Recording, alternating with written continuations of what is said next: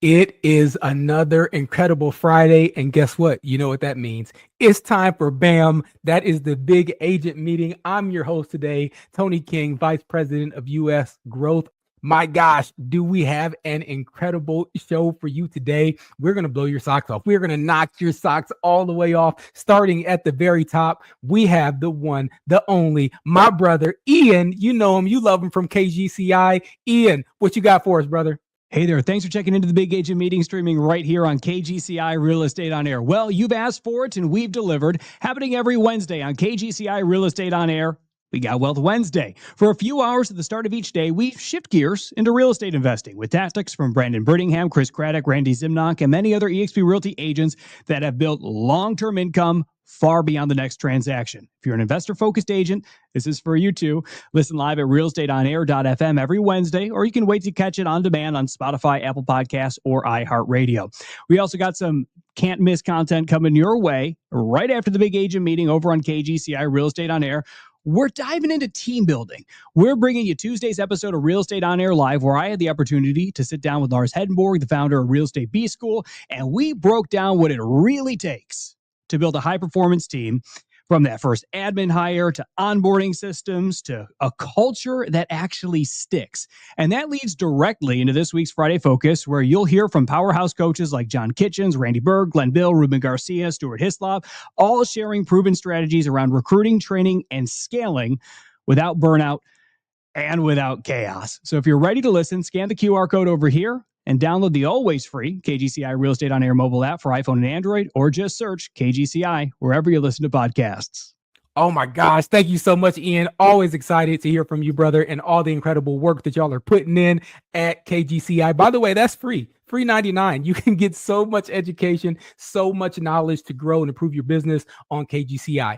Coming up next, though, we have a brokerage update with the one, the only, Holly Money Mayberry in the house. Holly, what you got? Well, spring has sprung across the nation, and understanding what is going on nationally and then how it impacts our local and our backyard. Well, let's get into it. It makes all the difference in the world. First and foremost, NAR just released their existing home sales snapshot.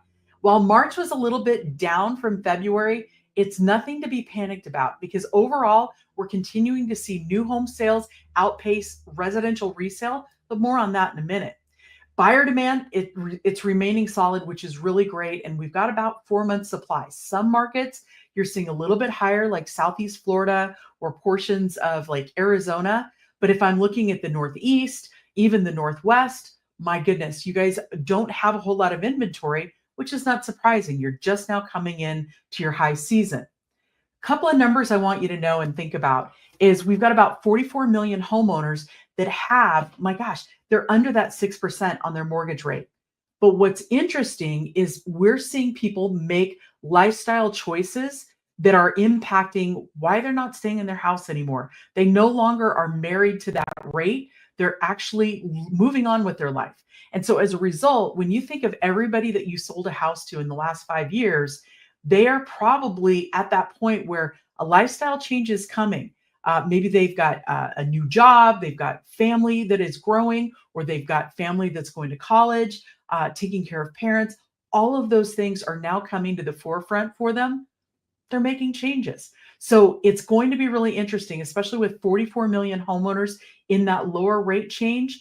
We are going to see challenges. We are going to see opportunities, and the interest rate, y'all, it's not likely to come down below 6% anytime this year. The Fed is indicating they might come down a couple of points, but it's not going to go below 6. So as a result, what's best for your family to move to your next? And it may not be about buying on interest rate. But on the other side, so many people have equity in their homes that they're paying cash. And that's what's so exciting about what we're seeing. Nationally, cash is king. 21% of the homes, yeah, they sold over list. We are seeing bidding wars. First-time home buyers are making up about 32% of the market, but cash, it's weighing it out. Median home price up a little bit higher so far this year than we thought it would be, which is good, especially for those sellers looking to sell, move on, do those other things. And mortgage applications are up, which is very positive, and that continues to be strong. So you're saying, Holly, well, what is going on? I mean, if all these things are happening, well, let's look at new construction. And this was fascinating when you look at the National Association of Home Builders. They came out and they said, okay, home sales are up about 7% in March, 6% from a year ago. That's great. The demand is really good, especially for anything priced below 300,000, and 300 to 400,000, that sweet spot, demand is even better. So you're just kind of going across the board. But this is what I found so interesting.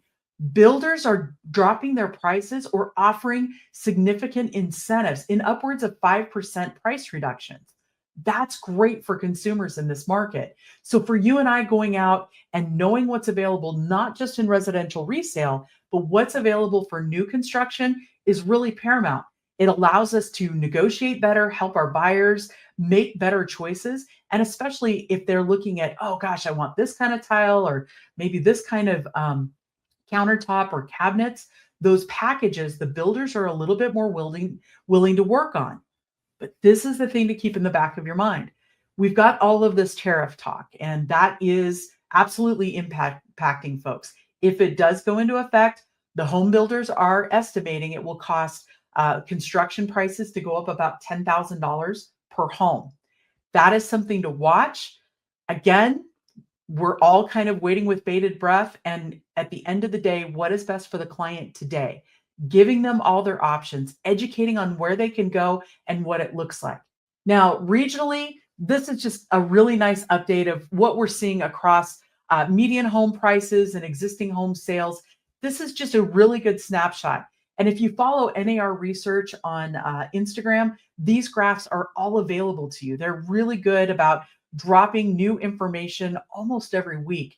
And so I love going on there, understanding just at a larger macro, like what's happening, and then being able to go in local and drill it down. Because if you and I are being real, we want to be able to talk to our client directly. And that's where we're trying to package the most for you that we can in your toolkits.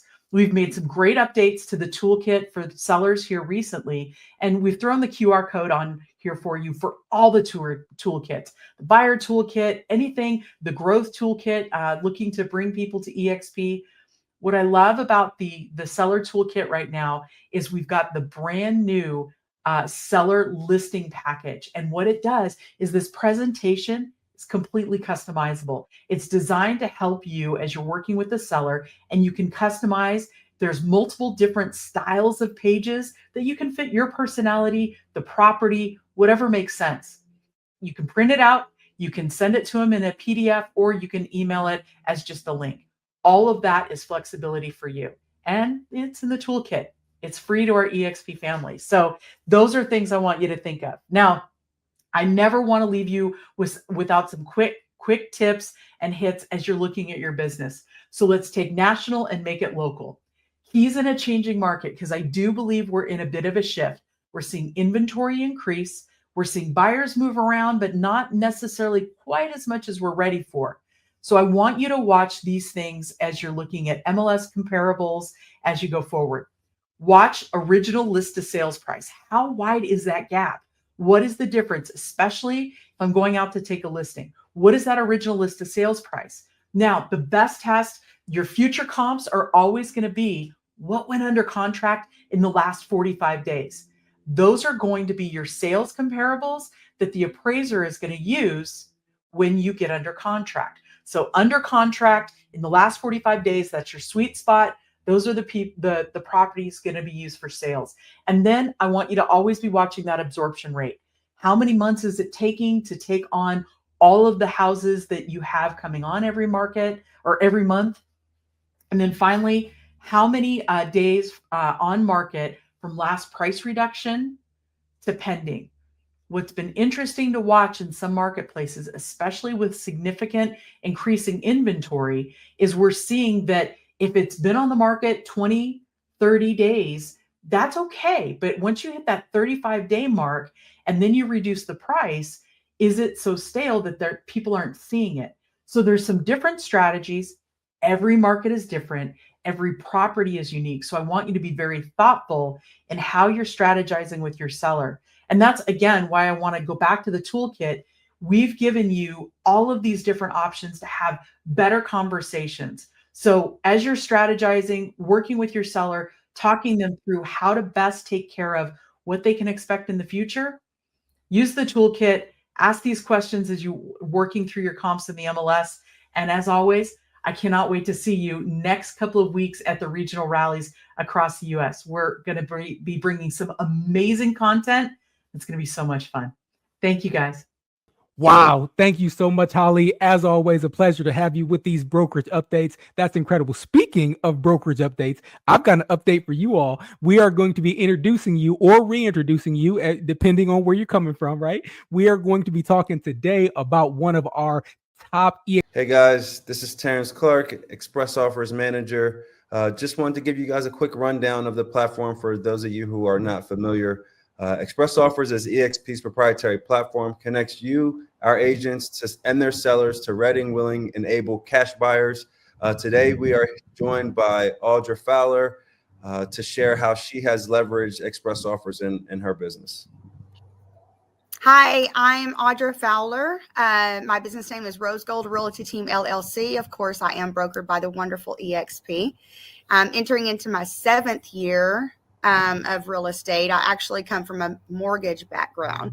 So I was in mortgages for about 12 years, probably held just about every position imaginable in that industry, and then ventured over to this side of it. Again, now going into in the middle of my 7th year right now in real estate. Wow.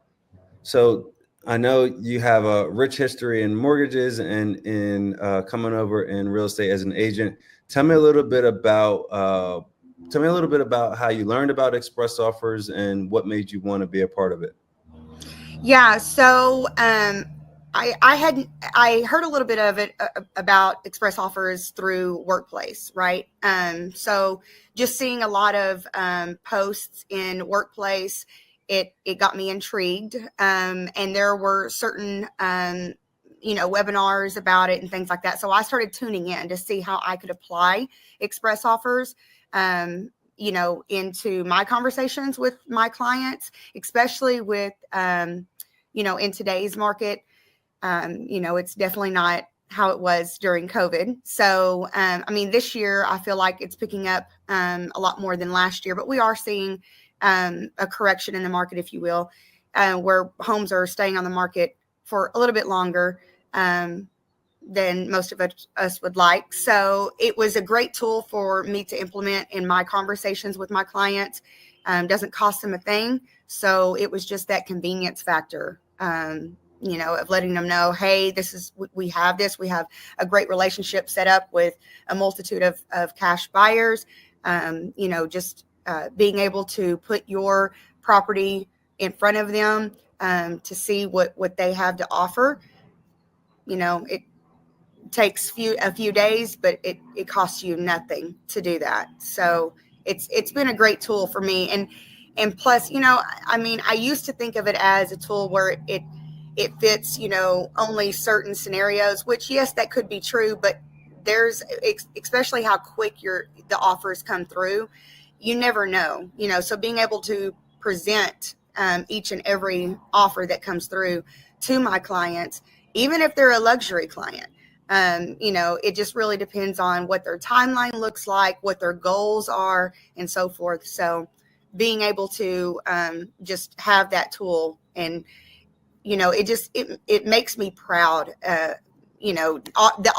that eXp has to offer, it makes me proud to be able to offer Express Offers amongst all the other wonderful things that eXp has to offer my clients. No, that for sure. So you answered one of my questions through your intro, but just for clarification, so you would say you're definitely an agent who feels like you're going to put this value in front of all of your sellers. You're not waiting to qualify them. You're just saying, hey, here's something I can offer you, and if it makes sense, great, and if it doesn't, no love lost, for lack of a better word. Correct. Yeah. I normally snag a few photos after having that conversation with them, of course. And I just let them know, we're going to be waiting on the photographer anyway. So and we have to coordinate with the photographer's schedule. So why not? Why not? It's not gonna, take much of your time. So, just a quick photos just to see what cash offers, have in store for you. So yeah, I usually snag a few photos after having that conversation with them, and they're blown away at how easy it is. And again, they're not losing anything. They're not committed to accepting any offers that come through. And we have the ability to counter as well. So I explain all of that to them as well, that, you're not committed to any offer that comes through. There's offer ranges that come through. Once I'm able to meet with one of the investors, if it is an offer range you want to move forward with, I can meet with one of the, that investor at your home, allow him or her to do a walkthrough. And then once they render their final offer, again, we're still not, committed to that. We can still counter that offer, and you get to choose whether or not you want to move forward with that. But it's a very unique and helpful tool to have that before even placing your listing on the market. No, I love that. So really quickly to end us off here, what would you say is one takeaway that you would want to give to other EXP agents considering express offers? Definitely take the course and become certified. Especially in today's market, it can be such a helpful tool for you getting your listings under contract a lot quicker. I actually have 2 that I've just submitted in express offers before they even hit the market, just to, again, provide those options to my client. It's just, in this market, it'd be nicer to get your listings under contract a lot quicker than what they're going on under contract, the time frame that they're going under contract right now. So I would say definitely take the course, get certified as quickly as possible. It's a very helpful tool to have under your belt. No, thank you for that. And thank you for taking the time to share today. Really appreciate it. And so you guys just heard of how express offers is changing the game for our agents. Faster deals, stronger listings and more opportunities. If you are not using this, you are definitely leaving business on the table. Really want you to take action, get certified, and start your conversations leading with solutions. So please visit our workplace community, Express Offers workplace community, and get certified today. All right. Yes. Listen, if you are not already certified with Express Offers, you should be doing that right now. Click that link and sign up for the next Express Offer certification. Now, speaking of certifications, speaking of education, speaking of growing your business, speaking of adding things into your real estate business and take yourself to the next level, we have the one, the only, the man, the myth, the legend, Brian Baum Ellington in the house. Brian, he's here with our University Spotlight. Brian, who are you introducing us to today? All right. Thank you, Tony. There's a Japanese proverb: the longer you stay on the wrong bus, the more expensive the return journey will be. Some of us are using the wrong strategies in our business. Either they are not effective enough or they don't fit who we are. We learned it from somebody who did it and had a particular market strategy that was right for them, their customers, their behavioral styles, but maybe not right for us. So let us help you.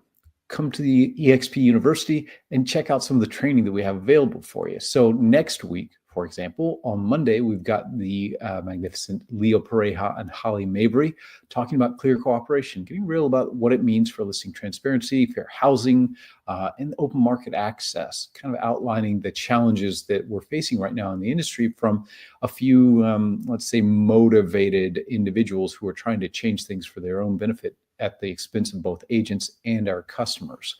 So check that out on Monday. Also, too, on Monday, if you're going to the Cincinnati Regional Rally, and if you are in and around the Cincinnati area, I hope you will go to that rally. I will see you live and in person. I'm looking forward to that. On Tuesday, our friend Renee Rodriguez, who does Amplify EXP, is doing a great session on the neuroscience of influence and presentation. You can check that out at expelevatecoaching.com. under Amplify EXP. That's expelevatecoaching.com. On Wednesday, we have the very first pilot of Fast Cap in Espanol. We've got an amazing group of rock stars from EXP Latino that are going to be putting on the 6 weeks program in Spanish. So if you prefer your training in Spanish, or if you know somebody who does, make sure they go to expuniversity.com and register for that Fast Cap in Espanol session that kicks off next Wednesday, April 30th. Next Thursday, we continue our EXP Masterclass series. If you're not familiar with this, we've had some amazing sessions done by our own EXP executives. Most of us were licensed real estate agents practicing out there in the world, and so we understand what it means to succeed in this business, and we all have our particular specialties. So we've had Glenn, we've had Leo, myself, Susan McLean, too many to mention, but do check that out. It's every Thursday at 3 p.m. right here on the YouTube channel. We drop another one of those. Great sessions. Also, too, on this channel on Fridays, we drop EXP Lab. So we do a lot of research to build out our training, and we sit down with the top agents who are masters at any given topic. And we drop those every Friday. We let you see behind the scenes before it gets into the training exactly what those agents are doing so that you can take their repeatable patterns and go put those into your business. Speaking of Fridays, next Friday, I've got my friend Joe Turco coming on. We're going to talk about bold marketing ideas, open house mastery, and how to scale your business with confidence. So check that one out. And for this Friday on BAM, I sat down with Diller Schwartz. Now, Diller recently joined us from another company where she was the top agent for them here in Austin, Texas, where I live. She does 268 plus sales and 125 million in volume. And she's going to share how she helps her agents grow with smart systems, coaching, and scalable service without burning out. So please enjoy Diller Schwartz. All right, Diller, I've been looking forward to this conversation all week. So you and I had a chance to chat a few weeks back, and we were talking about sphere of influence. And I thought the way in which you kind of looked at a database was unique. And I begged of you if you'd come on and share with everybody. But before we do that, just a brief introduction. Those who are not familiar, you are relatively new to EXP, but could you share a little bit about your background? That is correct. So first off, excuse me. Thank you. I'm very excited to be here and to talk more about this. I love sharing and providing information that I think other agents can use. So my name's Diller, and I'm from Austin, Texas. We service basically a little bit south of Waco, all the way down to San Marcos, Wimberley area.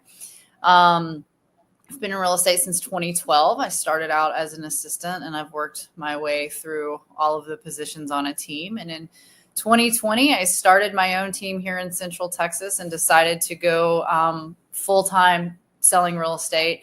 And then, yeah, like you said, just a month and a half ago, I made the move to EXP. And we are very excited to have all of the new tools in our toolbox and the new community that's been very supportive of our business. Yeah. And you really are kind of underselling. You are like one of the top teams here in Austin, which is a highly competitive market. So congratulations on all the success and welcome home to EXP. We're glad to have you. So I want to ask you about sphere of influence. Just so people have a sense of the amount of production you do out of your sphere, what would you guess comes out of your database in terms of amount of business each year for you? Yeah. So we're a little over 50%. And then I know that we categorize referrals versus sphere sometimes, although I'm very connected in the real estate world. And so I think other realtors are my sphere of influence. So if we actually combine them, then I would say really we close about 75% of our business is our sphere. And I'm going to go ahead and throw in that realtor to realtor referral base because I'm very purposeful about building those relationships. Yeah, we're going to talk a little bit about that too, because you have been very successful at that. So can you kind of explain the unique approach that you have to your database and how it maybe differs from what we're all taught about databases coming out of real estate school? Right. So I think when you get started, we get like over templated. And I say that meaning, there's a template for the first for 12 months, right? Christmas, say happy Merry Christmas, and then March, send something about March Madness or spring cleaning, and it's just the same content over and over. And now before AI, it was even worse, right? And so that was one of the things I had a hard time processing. I think it was like depending on where you grew up in real estate, is what I like to call it. You learned a 24 touch or a 36 touch, right? And it was just boring to me. And then when I started realizing in brokerages, 100 agents had the same templates, or we were all going to this website and downloading. And I said, well, how do we make a change? How do we stand out? My friends don't really need to know that it's February is Valentine's. And so that's where it really all started was, how do you take this sort of like superficial or false relationship you're trying to build with emails and get to know your clients and your sphere, as well as the second part of that was, how do you coach them to be your client without putting too much stress on the relationship, where every time someone hung out with me, they were like, oh gosh, Diller's going to talk about real estate. You need to bring something of value, and you need to bring something to the table. And it doesn't always have to be real estate. And I think for me, I really learned how if I could get people to trust me and bring something like educational, or just really know that my friends, family, and other people in my world could lean on me for solutions, that would be the game changer.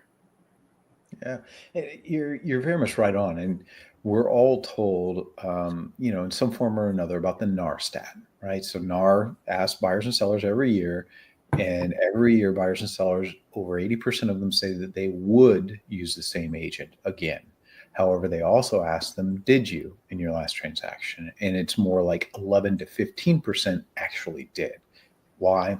Because agents fall out of touch, essentially, right?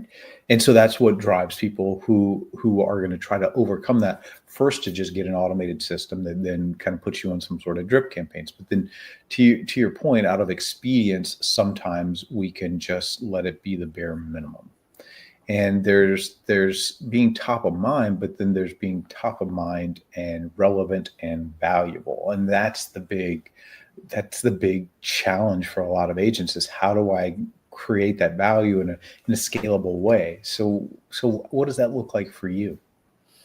What I started doing early on was I would watch my emails, and on holidays or specific times of the year, I would watch and say, oh my gosh, I actually got the same content from realtors, from my dentist, like the most random, like from a restaurant. It was like, I can't actually tell the different category because it's Valentine's Day, and everyone, like I said, from everyone I've ever came in contact with, anyone's list that I was on, it was just like, all right, yeah, it's Valentine's Day.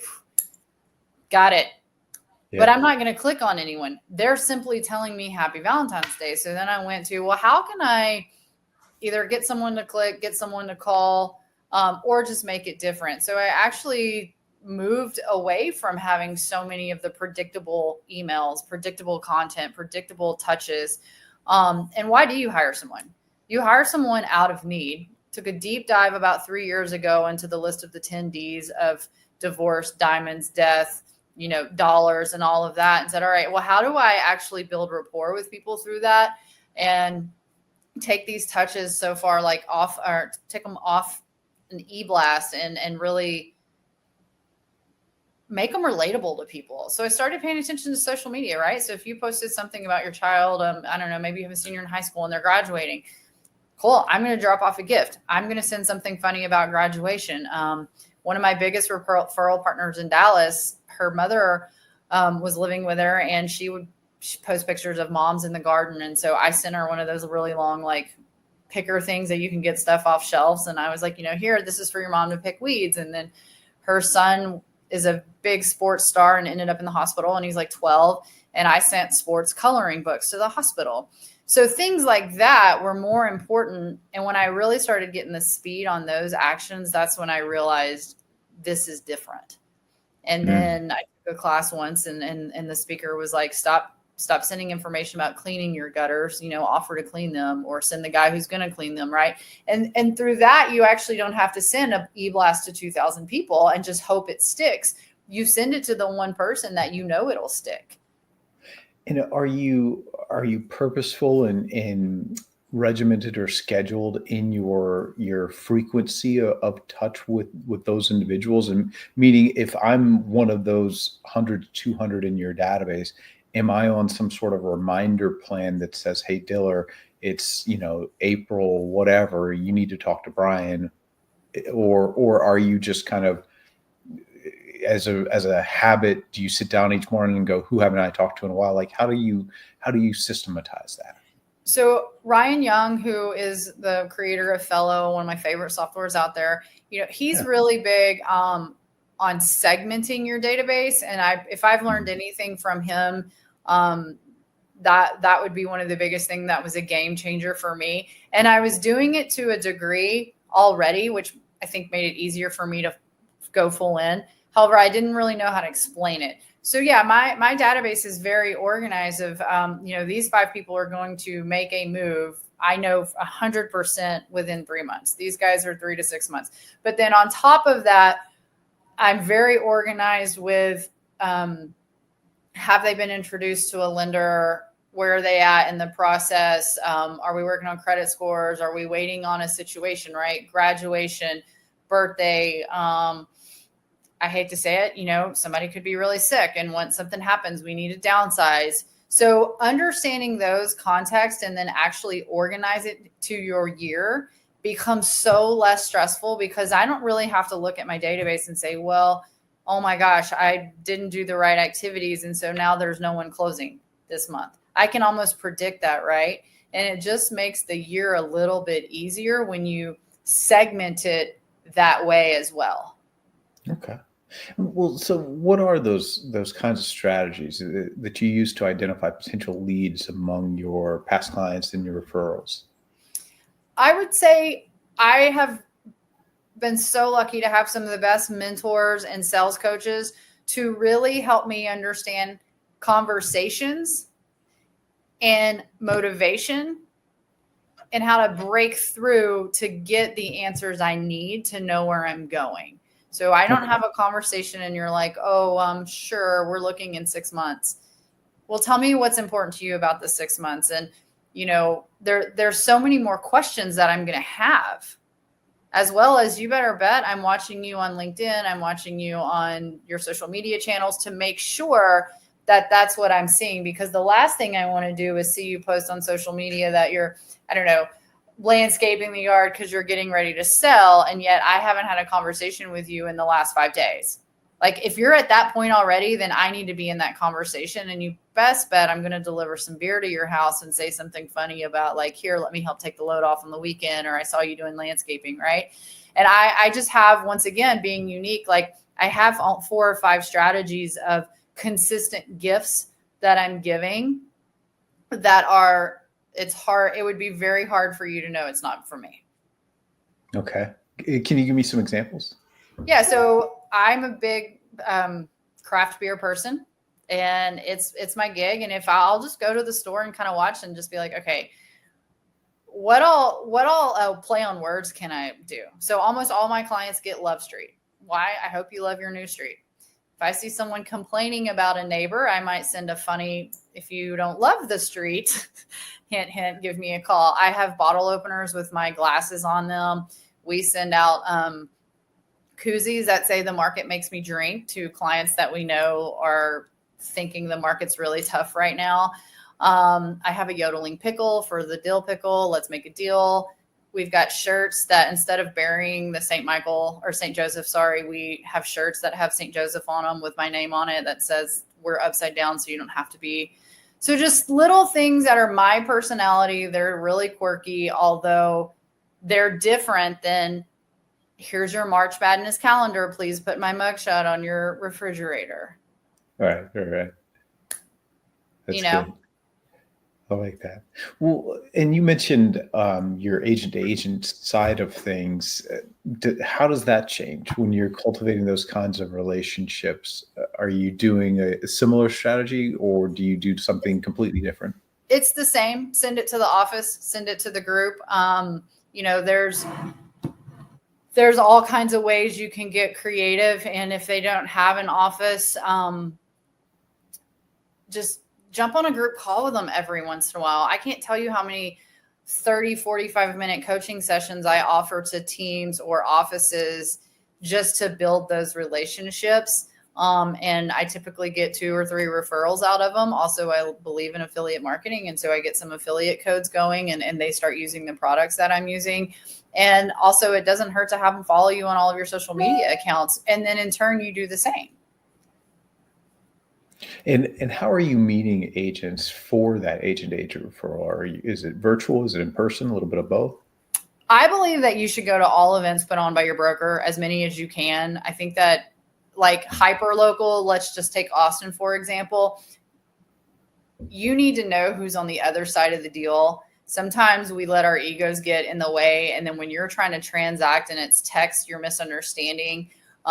And also I want to know that you're active and that you can hold a deal together. That's local, hyper local. And then there's this extended area, right? Dallas, Houston, San Antonio. Those are where my clients are going. And it is, if I'm truly the realtor of choice, the economist of choice for my clients, I'm going to understand those communities and I'm going to have somewhere to send them.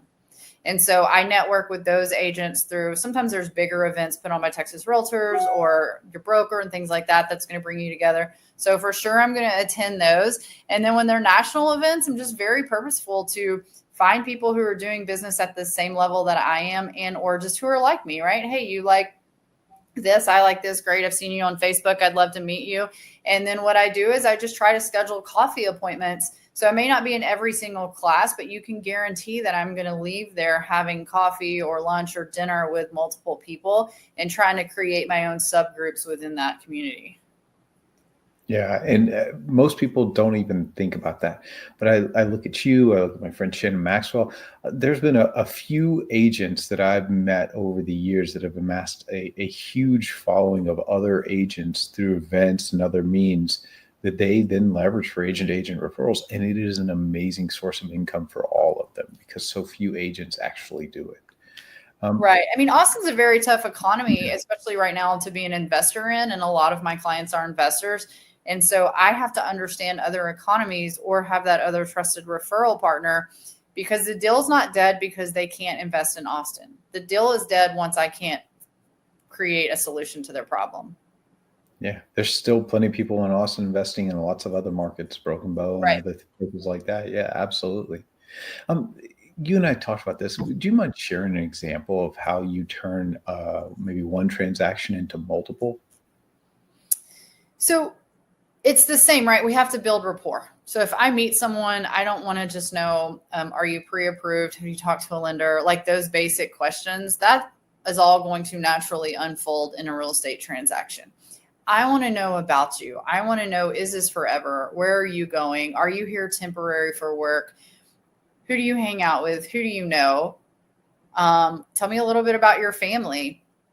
I think we might have discussed, I had one family who happened to be a Zillow lead and they were going to a winery. They just wanted to look at a house really quick. I asked who they were meeting.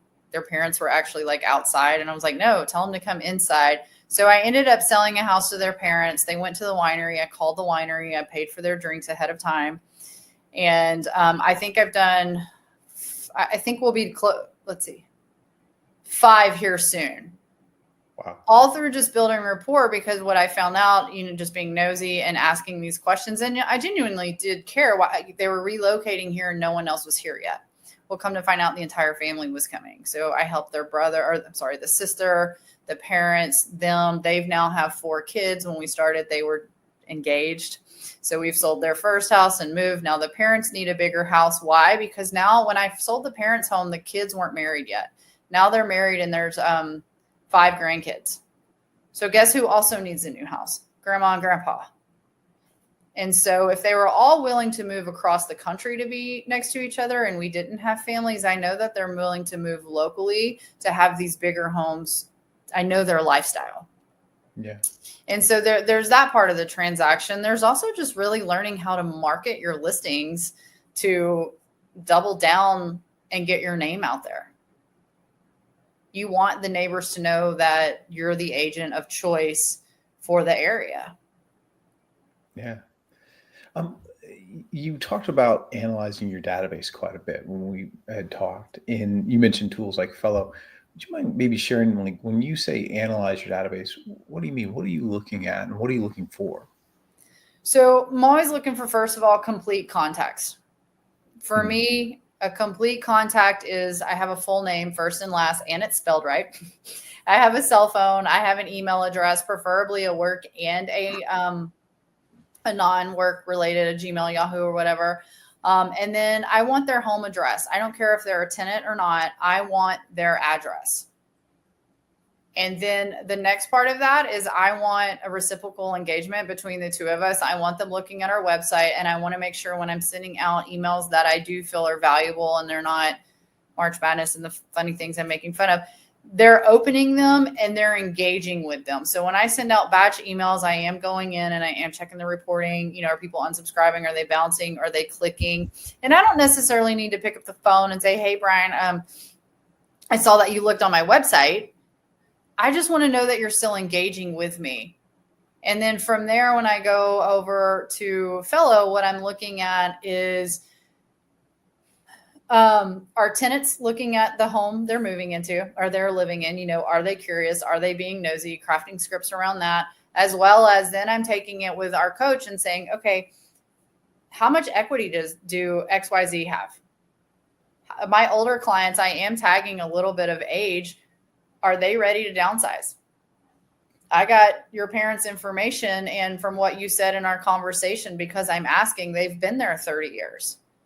Whoa, wow, it's a 2-story, 5-bedroom. They've been there 30 years. I might need to do something about that because I'm the next person that, you know, they need to move or whatever. I'm sorry, to downsize. And then I'm also looking at that same data for my investors. Is there anyone that I can help do a seller financing deal with? You know, you just have to think outside the box and look at your data from not just how many people do I have, but what is it telling me? Yeah. Is that a weekly discipline, a daily discipline? Just when I would say I do a really good scrub, probably monthly. But it also just depends on the activity, because once you start putting systems into place that are these more outside the box, you'll start. So I can go in and just see how many people end up in the segments, if you will. So if all of a sudden I look up and I'm like, interesting, I've got my over $100,000 equity in this specific zip code, and I just keep seeing that number growing, I might need to do something. I might need to analyze it. You know, I might need to look at it. Or each of our agents have a specific farm area, and we notice a bunch of people are listing in the farm. Well, we need to go back through and analyze that data and see what's going on. So I do let the activities lead me a little bit. And then my goal every day, regardless, is just to scrub 5 people in our database, like really hard personally, and document what I'm doing. You know, I suspect too, your 5 scrubbing contacts a day is probably a good discipline for most people, because I think a lot of people say mañana, mañana, mañana about their database because they think, oh, I got to sit down and plug in, 1,400 people from my iPhone or whatever. And that is probably the worst way to go about it possible, because then it just pretty much guarantees that the vast majority of us as real estate agents are not going to do that. Right? Sitting down, just doing 5 a day and getting those into a CRM as you're scrubbing through whatever might be in whatever system you're using today is probably a better way of doing it anyways. Plus you get great data going into your CRM, and 5 a day doesn't seem like a lot until you add up the discipline of several days of doing that in a given year. Well, and I think we feel like as agents, we have to have everyone in our CRM. And if we're talking about your first 1 to 3 years, I don't know that you need the amount. Like, we just started growing our database about 2 years ago. So my team started in 2020. And I would say about 2 years ago, really, I don't even know that it's been 2 years ago, is when we got a little bit more purposeful, because we have better systems in place of adding more mass data and using our database for check-ins and things like that, because the systems were in place. But up until then, I mean, I would say our database was really small, because it was so important to us to have a clean database and really know who do you want in it. If you're just throwing everyone in there because you're like, wow, I have, 2,000 people on my cell phone, go through there and put who you want in there. And then I'm going to say pull back the fear a little bit and maybe ask yourself, are you afraid to put this person in your database because you think it's going to bother them? Could you really be of benefit to them? Because I hear that all the time. Well, I don't want to put my aunt in there. Your aunt should want to see stuff from you. She should want to know that you're in business. Now, if it's someone you've made, you've upset or did bad business with or something like that, maybe don't put them in there. However, be careful that you're not putting your own limiting belief around your database. That's very true. That's very true. And we talk ourselves out of stuff all the time, but you know what people find valuable because you find it valuable. There's information that you learn every single day as a realtor that's valuable to you. That would probably be valuable to homeowners and home buyers as well. All right. Diller, thank you so much for doing this. We really appreciate it. Wow. Thank you so much, Brian. Thank you, Diller. That was absolutely incredible. Did I not tell you we were going to knock your socks off? Didn't I tell you we're going to sweep you off your feet? Well, hopefully we did. Hopefully I kept true on that promise. If we did, we want to hear from you, whether you liked it, whether you didn't like it, whether you want more. All right. We want to hear from you. We're going to drop this NPS deal here. Make sure that you either click that link or scan that code so that you can let us know. We want to hear your feedback. We want to hear from you so that we can make this show better and better and better for you and for your team, for your organization, and for your business going forward. That's it for today. Again, I'm Tony King, Vice President of Growth, signing off from BAM for today. Have an incredible weekend and an amazing week next week.